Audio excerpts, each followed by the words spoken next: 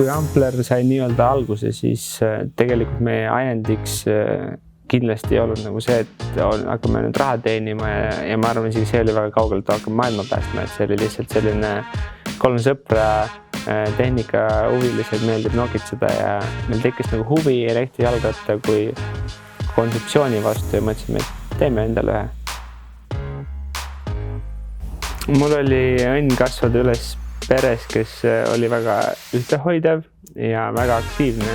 Minu isa oli professionaalne motosportlane, mis tegelikult tegi minu lapsepõlve hästi huvitavast. Me reisisime palju üle Euroopa, me olime palju perega koos, ma puutusin palju kokku tehnikaga, oma vaba aega veetsin väga palju garaažis ja sellega tekkis selline meeletu huvi tehnika vastu ja selline tahe teha ise oma kätega.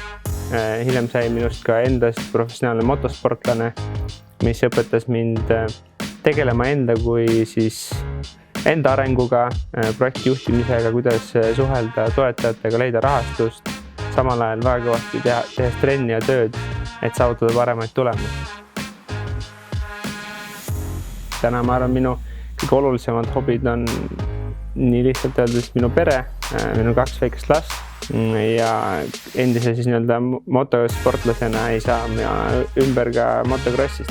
Motocross või selline spordi tegemine vahest ongi see koht, kus ma tunnen, et mu aju lülitab ennast nagu tööstudest välja, sest see on ka kõik nii intensiivne ja nõuab 100% keskendumist ja sul ei ole aega siis lõpuks mõelda nende tööstude peale.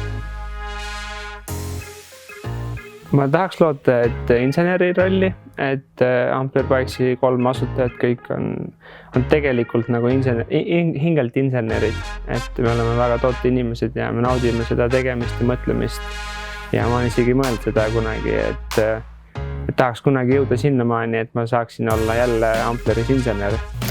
Arto ja tema partnerid on teinud ära võimatu. Kui minu käest oleks küsitud, kas on hea äriidee, ma ei ole kindel, kas ma oleksin soovitanud. Aga täna mul on hea meel tõdeda, et nad on teinud ära võimatu. Tõelistele sportlastele kohaselt ilmselt nad ei teadnud, et see on võimatu. Nad müüvad kaugelt tundmatust riigist suurel saksakeelsel turul märkimisväärse koguse elektrirattaid. Tehke järgi. Ampleri toodete väljakujunemisel siiamaani on olnud selline meeletu isetegemise tahe seal sees, et me saime üsna varakult aru, et meil ei ole kuskilt nagu palju õppida või see kopeerimine või nagu teiste järgi tegemine ei vii just väga kaugele ja hakkasime nii-öelda nullist. Samal ajal võib-olla ka mitte tegelikult teades väga palju rattatööstusest. Ja kui see esimene ratas sai valmis, siis käis selline suur pärgatus ära, et see on nagu tõesti mega lahe. Et me nägime ennast seal peal, me nägime oma sõpru, pereliikmeid, vanavanemaid ja selle rattaga siis kiudsin mööda nüüd külatänavaid ja see nägu oli naerul, et see kindlasti oli meie jaoks see wow-efekt, et see on seal olemas ja üsna vähe inimesi, kes arvasid päriselt, et kuule, et see on päris mõistlik idee, millega tegeleda, et kui kuskil kellelegi mainida, et me hakkame tegema 2500 euroseid jalgrattaid, siis kas naerdi välja või siis otse näkku naertud on, et kahest põhimõtteliselt. Et selline rumal sihikindlus ja usk, et see on ikka mega tuus ja teeme. Et ikka pimesi ka, see viis nagu kuhugile välja, kus me lõpuks avastasime ennast Saksamaalt, et saades aru, et okei, et siin on see nagu loogiline, et siin on nagu inimesed, siin on infrastruktuur, siin on rattakultuur ja lõi nagu see raamistiku sinna ümber, et alguses me olime ikka 3 hullikest kuskilt maalt enam-vähem. Ardo ja tema kaastööliste ratastega sõidab varsti rohkem kui 10 000 inimest. Ja see on kõva asi, kui Eestis tehtud ratastega sõidab 10 000 inimest. Neil on strateegia. Nad müüvad otse lõpptarbijale ja neil on vähe mudeleid, mis tähendab, et nad on nutikalt läbi mõelnud, kuidas oma äri ajada. Ja see on ilus eeskuju kõikidele teistele.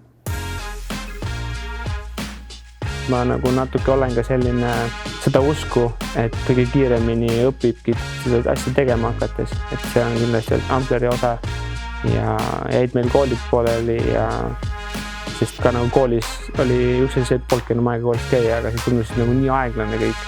et see efektiivsus õppides asju koolis tundus vale ja tegelikult vahest tundub, et see õppimine on hea vabandus asju edasi lükata, et tegelikult tuleb tegema hakata.